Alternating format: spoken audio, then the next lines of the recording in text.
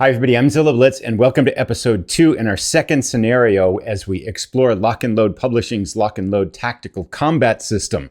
We're playing with Heroes of the Pacific now. We have US forces closing in on their objective, a Japanese-held village. Japanese defenders are digging in, and we have more Japanese defenders approaching the US left flank. We'll jump into the action momentarily, but as always with this series, as we explore and learn how to play as we go along, we're going to talk about some of the rules conversations from the previous scenario.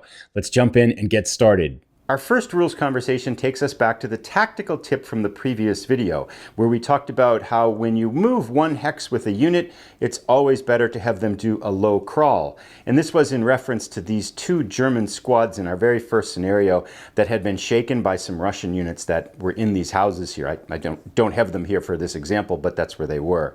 And as they moved away, I had them do a regular move. And the point was that you always want a unit to do a low crawl when it's moving one hex, because that prevents it from being spotted as it moves into that hex. Because moving into a hex at a regular pace always lets that unit be spotted. Now, while that is tactically that advantage is true, Michael Panikowski pointed out a very important part of that rule, which is that if it takes a unit its entire movement points to either do something within the hex or to move one hex, you can't have it low crawl. It has to move. So, and that would actually apply to these units here, because in shaken status they have a movement of 2. It costs 2 movement points to move into this field. That means it would take its entire movement cost to move back into this field, which means it cannot low crawl. It has to move. So thanks to Michael Panikowski to pointing out that that potential error there, at least kind of the nuances to that rule and tactical tip that we were talking about in the last episode, an important consideration. Our second rules conversation centers on these water hexes in our current Heroes of the Pacific scenario. I had mentioned at the beginning of the scenario that this water was impassable, but Stu's replays pointed out that to check the rules on these, there are actually 2 types of water terrain. These pond hexes here, these are impassable, but the stream hexes here are actually passable at a cost of 4 movement points, which does impact the scenario coming up, because there may be some reason or advantages for the US forces to attack across the stream rather than trying to go around it on either end. So these are passable. I mean, 4 movement points is a lot. You'd have to be next to it at a rate of 4 and then go in and probably, well, if you have a leader, you can get out, but you know, it's slow going. You got to cross a stream, but it is not necessarily impassable terrain. So thanks to Stu's replay for pointing that out. And with that, let's jump in now and resume our action with our Heroes of the Pacific Lone Tree Hill scenario. When we last left off, we have our Japanese defenders here. This is the objective for this battle, is which side controls these 3 hexes, if you would, of this Japanese village. Japanese defenders currently hold the village. Our US attackers have been moving in from the east. We have Corporal Magliore and Snake moving on either side of this water. The plan is for have Snake come in from the south side of the village and Magliore come in along this north or eastern edge of the attack route, and then pincer in on the village here and wipe out the forces that are in there. Snake has a flamethrower and Magliore has a satchel charge, in addition to some other wind. They're each kind of escorting about 2 squads worth of men forward in here.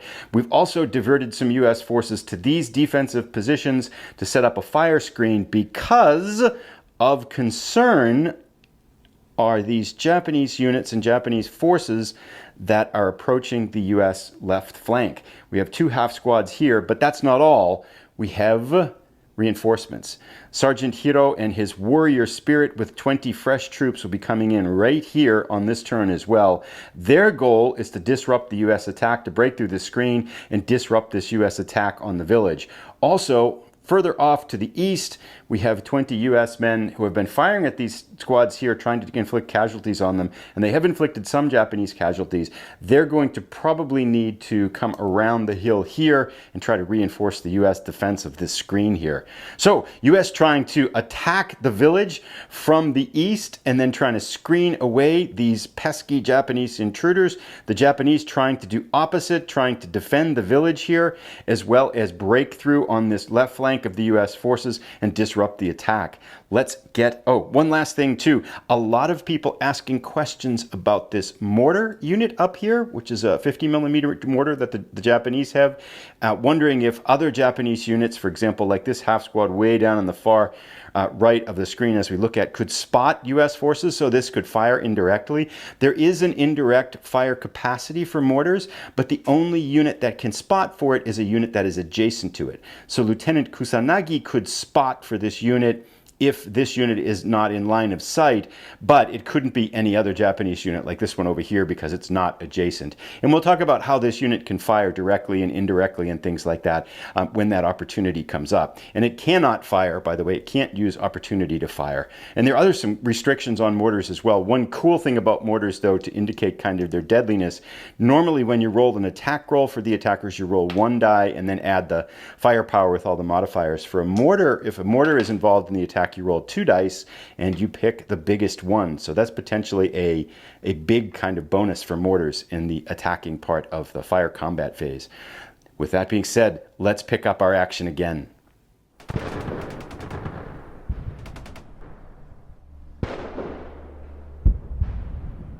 So I've cleared off all of the movement and various administrative markers on the counters on the board now, but let's go to turn 3. The first thing we do is we roll for initiative. US are the white die, Japanese are the red die. US get a 6, Japanese get a 4. The initiative goes to the US, so they get to act first in their impulse. First we go through the rally phase. Let's check to see if there's anything we want to do for either side in the rally phase. So in the rally phase, we don't have any units that are shaken for the US. Again, Japanese units can't become shaken. But we do have one thing that we want to do for the rally phase for the Japanese here. The squad here has the Type 92 machine gun. They had to disassemble it to move it. They are going to put it back together, and they can do that free of charge during the rally phase. If you do it during your impulse, it costs you half your movement. So we're going to have the Japanese assemble the Type 92 machine gun right now. It is ready to fire. So we're going to have our U.S. forces go on the move here. The first thing they're going to do is to go move. Corporal Migliore is going to start to advance on the village up here. He moves through this brush, 2, 3, and all of these are either outside of the range of Japanese units or outside of their line of sight. So that's 3 up there, 4, 5, and 6. Now this kunai grass here blocks line of sight, as does this jungle as they're approaching here. The question is, what will they do in their next opportunity? But we'll figure out that as we get closer. This unit has moved. The Japanese do not have any opportunities to put defensive fire on it because it is out of line of sight. And now we go to the Japanese impulse. For the Japanese impulse, we have some reinforcements coming in right here on this turn. And so what we're going to try to do, this, however, is an open line of shot from this U.S. force right here into this hex right here, in which case the U.S. could take a shot at these Japanese forces as they come in. And to not let that happen, we're going to try to have this squad act here. And we're going to do something we haven't done yet, which is to drop smoke. So we're going to try to put smoke right here on this hex. Now, the national characteristics for the Japanese to lay smoke in this scenario, they have a 2, which means they need to roll a 1 or a 2 to lay smoke. It costs 1 movement point to do that, and they only get 1 attempt. They get a 4, they fail. With that, that leaves the Japanese unit with this squad with 3 extra movement points. We're going to actually have them then push up into this jungle hex here. That will cost them 2 more movement points. Now, they have moved into this hex, which means they are spotted now, which creates an interesting situation because we could defensive fire with these units up here. Whoops. But let's think about this. Now, we're going to have the U.S. forces hold, because I want to see if anything else moves up into this hex, and then firepower attacks go out of hex. So if something else moves in this, we can fire at everything in the hex. So with that in mind, you know, it might have been better to look, well, it doesn't matter because the other Japanese unit has to move in there anyway. So the Japanese, this squad is done. We go to the U.S. impulse now. Let's get Snake on the move. Now, he's going to try to approach the village from this side. This jungle creates some, I've checked these kind of line of sight elements here, and they block everything as the force is coming in.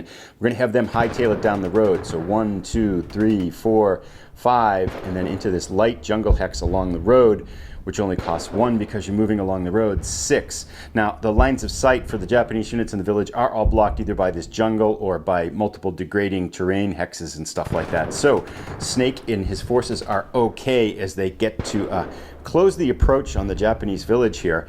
Now we go to the Japanese impulse. In this impulse, we're going to start bringing on the Japanese reinforcements, but rather than bringing on everybody so that this US squad can fire at them all at once, we're just going to bring on one squad at a time. So it moves in for 1 and then 2, 3. Now, the US squad could fire here. We're going to have them not conduct opportunity fire for the moment. This squad has a movement of 4. If it were with the leader, it could move 6, but we're happy right now. We have a plan. I have a plan in place for this squad and for the Japanese reinforcements. So we're going to just move one at a time and let them stop right in this jungle right here. For the US, we're going to have these 2 squads up here move to reinforcing positions to the west. So we're going to go 1 along the ridgetop here. Now these are out of range of these units here, this unit here, because it only has a range of 2. So 2, it's going to scamper around the hill, 3, and then go down the hillside over here, 4. Still out of line of sight of everything, but it has moved, and that takes this squad. I think we're going to need them to help defend this line over here. So we got to get them up there quickly. Let's go to the Japanese turn. So for the Japanese, we're going to have our second squads try to scurry into this jungle here. Now we could, as the US, try to wait for Sergeant Hiro here to take a shot at this unit. I think actually this is tempting. It'd be nice to wound him, but he has this warrior. It'd be nice to make him burn up this warrior spirit ability, which is basically he can negate the results of any one firepower attack. So if he were to get riddled here trying to make it to this jungle line, he could burn up the warrior spirit token here and remove all, basically negate the whole attack kind of thing. But I think the likelihood of that happening is rather rare. So instead, we're going to try to chop down and whittle down these Japanese attackers here. We're going to have our defenders over here fire across 1, 2, 3, 4, 5 at this Japanese squad trying to scamper into the village. So our attackers here, our opportunity fire has an attack power of 1. It has a BAR, which gives it an attack power of 2. And I checked the line of sight here just a little while ago, and it's very close to being degraded, but it isn't. I don't see any bushes in the way there on that side. So I think it's got a clear line of sight. Even though it crosses the hex there, it doesn't really cross any bushes in it. So it's got a chance to fire here. It's going to be a +2 attack on this squad. And the squad is moving in the open, so it's going to add 1 to it. So it's going to be +3. So our US squad opens fire. Ooh, 5 + 3 is an 8. That's pretty effective shooting by our US troops here. Japanese are only defending. They have no basic defensive firepower here. So it's just whatever roll they get. Oh, they get a 2. So 8 to 2 is a 6. This squad has to perform a damage check at +6. So let's see what we get. Oh, 6 + 6 is 12.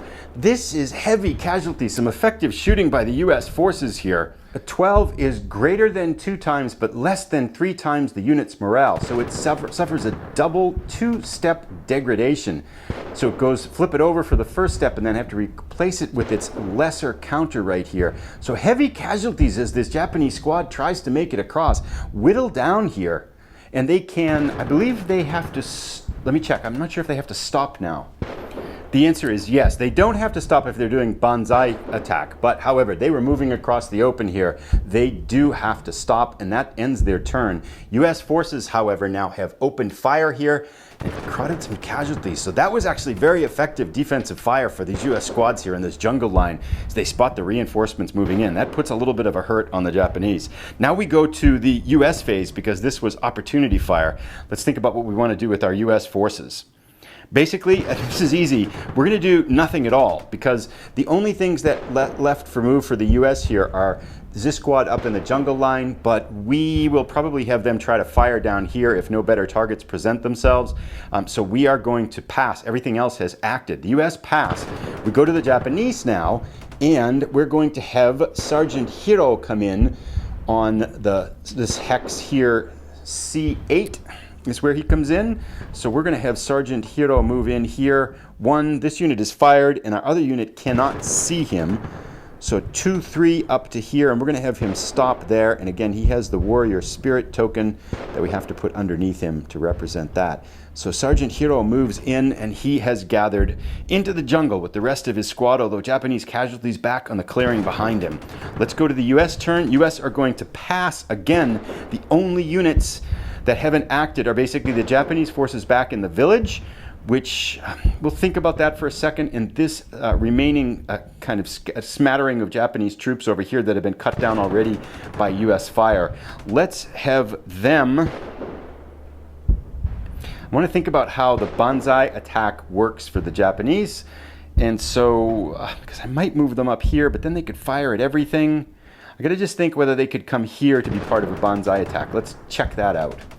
So the answer I was looking for is how to make banzai attacks work. If this unit is here and Sergeant Hiro orders a banzai attack, everybody's going to go towards the spotted unit, so he would be able to participate in that attack. So he's going to shuffle over here into this jungle, and he's going to be marked. We're going to have him actually low crawl because we can do that. He's got 4 movement points and only costs 2 to move into the jungle. So these remaining Japanese units are going to low crawl here. So now we go to the U.S. impulse. This will be probably the last action. We'll go to the U.S. impulse here. The only thing we have left of these 2 squads here, they're going to open fire. They can't fire at the low crawl because they could try to spot it, but it looks like it would be in line of sight. However, and they can't fire at Sergeant Hiro here because this jungle, I'm certain, is going to block that. The only clear shot they have is at this Japanese squad that's moved in here. So let's have them open up here. Now, their firing they're just 2 squads, so it's a +1/+1. They open up with a firepower of 2. Firing here on this unit, which moves, so they get a +1 bonus. So it's their firepower +3. Japanese squad is in the jungle, so it's got a defensive terrain modifier of 3 as well. So let's see how the US do here. Hoping for a big number for the US. They get a 1. A 1 + 3 is a 4. That's pretty bad. And now the Japanese get their number. There's no way it can impact them, right? Because they get a 6. 6 + 3 is a 9. 4 is much less than a 9. So this unit's offensive fire attack does nothing to that Japanese unit in there. Let's now go to the Japanese impulse. And their only thing we could do is whether we want to move any units in the village back here. One of the things I feel like there is a better way to defend this village. I don't feel like this is a really good spot, but I don't see any spots I really like here. I don't want to move them because they would have to leave or they could disassemble the machine gun, but that puts them out of line of sight and they can just close in. So I think we're going to leave them here because if Corporal Migliore moves here, even as a low crawl, we've got at least an even firefight here. And this unit just has a satchel charge. They have to be adjacent. This kunai grass blocks line of sight, but it doesn't provide any defensive bonus except for negating the movement penalty. So if the US forces come here, we should be able to hammer them at pretty much point blank range. So I think we're going to leave our Japanese forces in their place. The question we want to do something with this squad here, but I like it because it's got a clear line of fire for the forces coming up from the south through these light jungle hexes here. So for the moment, we're going to leave the Japanese where they are. They are going to pass. Everybody's moved for the US, so they pass, and then the Japanese are going to pass again, ending our 3rd turn. We go to turn 4. Let's see who has the initiative. Japanese get a 1, US get a 5. US have the initiative again. They've consistently had the initiative. Let's figure out what we want to do. For the US on the eastern edge of the battlefield, we're just going to have all the US forces hold. We're in good defensive positions. We know what's coming. Japanese are probably going to do a banzai attack, because that would be what I would do. But there's no advantages to moving unless we want to fall back, but that just creates all kinds of problems for us. So we're going to try to hold this line and wait for the Japanese to act. So let's go see what we might want to do in the village. We have 2 options here. One is what I think I'm going to do is have Corporal Migliore kind of low crawl up into here to make the Japanese spot the forces here. But we can have Snake. The question is, do we want to delay a turn here? But I don't think we do. I think we want to get Snake up here with his forces. They have a flamethrower at a range of 2, which can really kind of wreak havoc on this infantry here. They will have to survive 1 attack. Now, normally I'd probably move these up 1 squad at a time, but this unit's just going to wait for all 3 to move anyway. We could perhaps move here and scatter our forces out, which might actually be a good idea. That's not a half bad idea. However, then, but they're not going to fire here. This is blind of sight is blocked here. They're going to have to defend up here. They could fire this way. Yeah, we're going to have everyone go here. And the reason why I'm thinking that is that this unit, This is, I checked, it's out of line of sight because it has to go through 3 hexes of degrading terrain. So we can move it in here, I think. So yeah, let's do this. We're going to go into the jungle 2 and then 4 up here, and Snake is moved in here. Now the question is, do we want to have this Japanese unit do opportunity fire on it? And we definitely do. It is spotted because it moved into the hex. So this is a +1 attack on the US forces here. This should be, but the US forces has moved too, so +2. Ooh, this might have not been the brightest idea. Japanese forces open fire. They get a +2 with the 5 is a 7. That's actually not the brightest move here for the US. US have moved at a +3. We got to see if we beat this. Oh, they get a 1. A 1 + 3 is a 4. This is bad. So it's 7 to 4 on these US forces here. Damn, that was dumb. So a +3 morale check on our forces here. God, this is not good. We're actually going to, we have this lucky man ability for Snake, which means he can add 3 to any die roll. And as much as I hate to use it right now, this is the time to use it. We can't have this attack get broken up. So Snake is going to use his lucky man to add 3 more to this die roll, which is 1 + 3 is 4, +3 is 7, which equals the attack power, which means that Snake loses the lucky man counter, but the US don't have to do a damage check for this. And with that, our Japanese defenders have fired. Our US forces are in position. Kind of costly though to burn up that lucky token. That could have been helpful later on. But I don't want to do a +3 damage check with the US forces right now. That would be bad. Let's go to our Japanese impulse. For our Japanese impulse, Sergeant Hiro looks at his forces gathered around him in the jungle here and screams out into the... Oh, first he's got a spot. Okay, so we have to try to spot this unit. And this means, because we don't know where they are, we can't see them anymore. So this is normally, because it's in blocking terrain, we need a die roll of a 2 or a 1. We can add the Japanese leader's modifier in here, making a 1 to 3. However, the line of sight to this jungle spot has to go through this brush, which means it adds 1 to the die roll. So our Japanese Sergeant Hiro needs a 1 or a 2 to spot this unit to launch the banzai attack. He gets a 5 and he fails. So he is marked with an operations complete marker, and that kind of puts a monkey wrench in the Japanese plan here. So the Japanese attack will have to wait a turn. Let's go now to the US. Well, the ops complete doesn't have to. We could still do something as the Japanese here, but we have nothing to do really. I don't want to... You know what we will do, actually? We're going to have this unit here, because the ops complete isn't your action. We're going to have our other squad here do a low crawl and move up into this hex here. That will help them get ready for a more effective banzai charge in the next opportunity when that happens.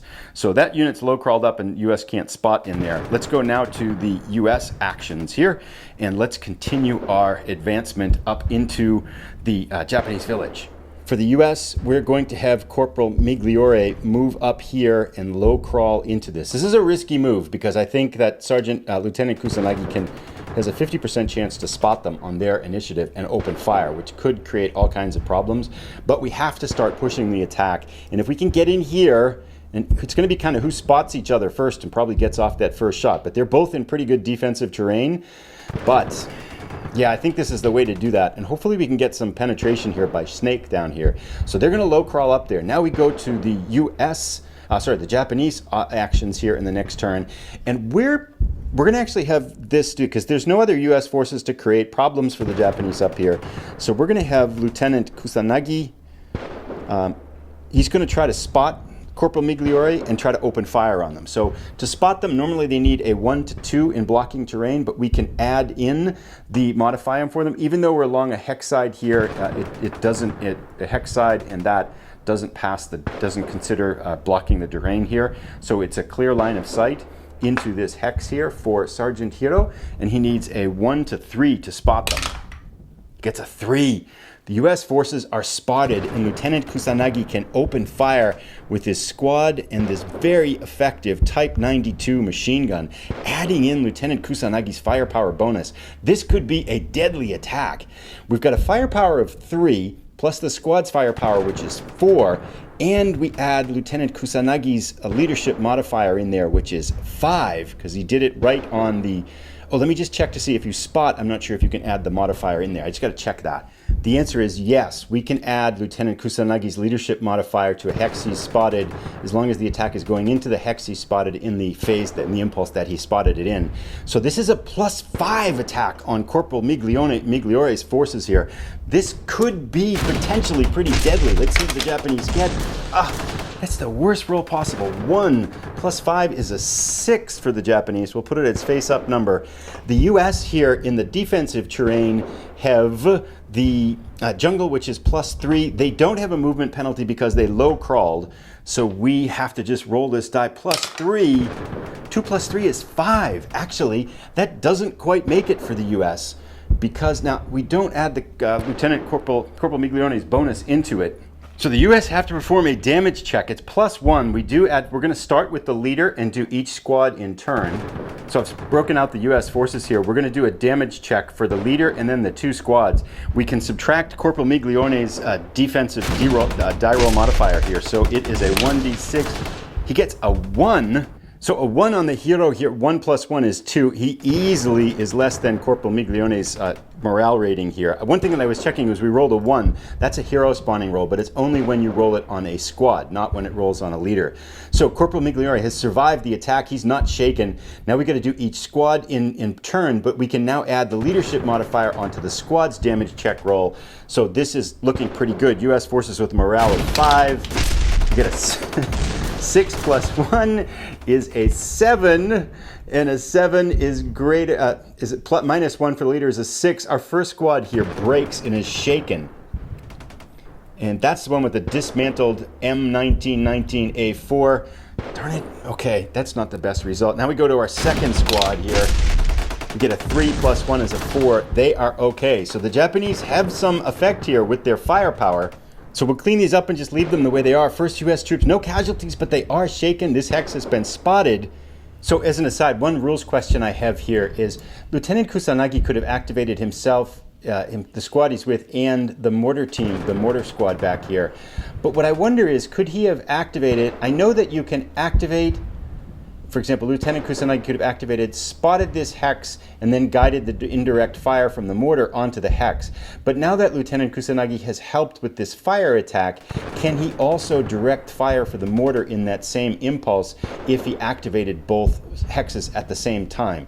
I couldn't find that answer really in the rules. It was a little bit unclear to me. I think he can't, because I think he would not have been able to add his leadership modifier to this fire team, but I'm going to try to find that out between now and the next scenario, next episode. But for now, what he could have done, though, what we should have done is Lieutenant Kusanagi should have activated, spotted the hex here for the mortar team, directed the indirect fire, and then in the next impulse, this team could have fired there. So I think if we did it in reverse order, he could have done it if he didn't add his leadership modifier to this fire team. But my question is, can he do both things in the same impulse? And I'm not sure. It gets a little bit into the weeds of the rules, but I'm curious to what it is because it seems like it would happen on again as well. So I'll check that between now and the next episode, or if somebody knows, that would be helpful as well. So Japanese have fired. US are suffering their first casualties. Let's go now to the US impulse. All right, so we're going to get these US forces up into better positions here with their impulse. We're going to have our unit with the BAR go 1 into the low brush, 2 into the low brush. This unit is out of range and I can't see him anyway because there's 3 degrading hexes there, and then 3, 4 into the jungle there. They have moved and they are in position. Now we go to the Japanese portion of the turn and let's see what we can do. The units in the village don't have anything. They've either fired or the mortar team can't see them, and we've got that rules question. The question is, what do we want to do down here with our Japanese forces? For sure, we're going to have this squad get out of the open. I should have had the US forces fire at them. That was dumb. Oh, no, but yeah, because they could still charge, however. We're going to have them low crawl up into this hex here and put them under that low crawl marker, because that will get them out of the open. So this squad is safe now in the jungle, and the US have yet to spot them. I think, however, what we might do is have the US open and fire on them in the next turn here, because it doesn't look like they can't, they spot them. Yeah, they can't lead a banzai charge if they're spotted, so we could have them open fire. The Japanese units could then charge across, but there'd only be one unit. they probably get cut down. That's not what we want to do. So we will definitely have this US force try to spot these Japanese units here and try to open fire. They need a 1 or a 2 to successfully spot them in the jungle, but they're also going across this degrading terrain, so they need a 1 to see them. Oh, spotted. It's very effective. Nice. This squad here, this US squad here has done an amazing job. They're the ones that cut the Japanese down here as they try to get across the open. They've got their BAR now. They can open fire. It is +2 into this jungle hex, but they go across the degrading terrain, so it's +1 is the final attack die roll modifier. They get a 3 + 1 is a 4. This isn't going to work. The defenders here, the Japanese, are in the jungle. They get a +3, so they get a 2 + 3 is a 5, and that doesn't work for the US. And so they've opened fire, and they are marked with the fire marker. Now we go to the Japanese turn. Do we want to have one of these units try to, we could have him or him rush across there, but they would get cut down there. That's, yeah, nothing good's going to happen here. We need them to do a banzai attack. But we can have this Japanese, oh, but then they're going to open fire. Yeah, a little bit of exchange of a firefight here, but we might 2 on that. Now, we're going to have them wait. I think it makes sense that it's not going to be a very good attack if only 1 unit is firing. It's plus, yeah, it's just not going to work very well. So we're going to pass as the Japanese. The US, however, will, we're going to try to rush this squad up here. And they're going to go 1 on the hill, 2 down into this brush. And now this Japanese squad here can open fire. And it's probably worth a shot. Then they're going to face defensive fire here. At a 2 on the jungle. Yeah, we're gonna do it. We need to take the shot. It's a pretty good shot to try to break that squad, and that will help. So it's a +1 attack, but it's actually -1 because it goes across 2 degrading hexes. It's a 0. It's a 50-50 chance they're gonna get it. Let's take it. We're gonna do it. Japanese open fire. So 1, 2, 3. It goes. It's +1.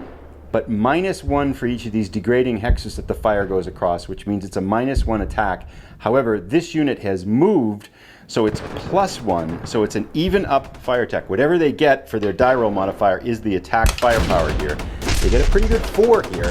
The US unit now is moving, and they're in the open. There is no benefit to this degrading terrain, to this degrading brush terrain here, so it's a target modifier of 0. Let me see, however, if it does negate the movement bonus. I forgot to check that. Yes, it does negate the movement bonus here. So there is no movement penalty for this. So instead of a 4, this Japanese attack is a 3 because it was +1, -1 for each of these hexes. So a -1 firepower. 4 is rolled, so they get a 3. US have to beat a 3, get a 5. The attack has no effect, and this Japanese unit has fired. They can continue their movement, and they're going to go right into this hex here. That gives us 30 men in the edge of the jungle for the US. They are ready. Now this unit has moved.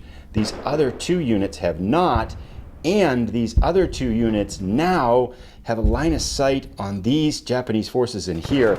They are going to open fire on the jungle. It goes across 1 degrading hex here, so we get +2, -1. So it's a +1 attack for the 2 squads firing. Big roll for the US would be helpful. 3 + 1 is a 4 for the US. We'll mark it that way. Japanese in the jungle, this isn't going to work, right? Because they get a +3 to their die roll modifier. They get a 2 + 3 because they're in the jungle is a 5. And nobody is marked with the movement. So this attack, 4 against a 5, fails for the US. That would have had to have been better. The US are marked now with a fire marker, but everybody's done stuff over here, except for this 1 Japanese unit. Yes, this will be the last part of our turn here. They can definitely fire across here because they've been spotted, but they were in the heck. They were in this jungle spot early. They haven't done anything the whole turn. They've just been kind of hanging out here. So they're going to take a shot here. It's 1 at these units here across the degrading terrain, which is, so it's +1 for their firepower, -1 for that. It's an even up attack. A big roll could create problems, and they get a big roll, 6 for the US. Now the defensive firepower, the defensive factor for the US in the jungle is +3. They get a 5, +3 is an 8. So this unit now gets marked with firing, and it has no effect because the attack power was not as large as the defensive firepower. Everything over here has done pretty much everything that it could do. Now the leadership modifier doesn't get added in because it used it was ops complete trying to spot them earlier on. And that brings us to the end. Everything in the village has done what they want to do. We're going to leave the Japanese mortar team where they are. And it is now time to take away our admin markers and go to the end of turn 4.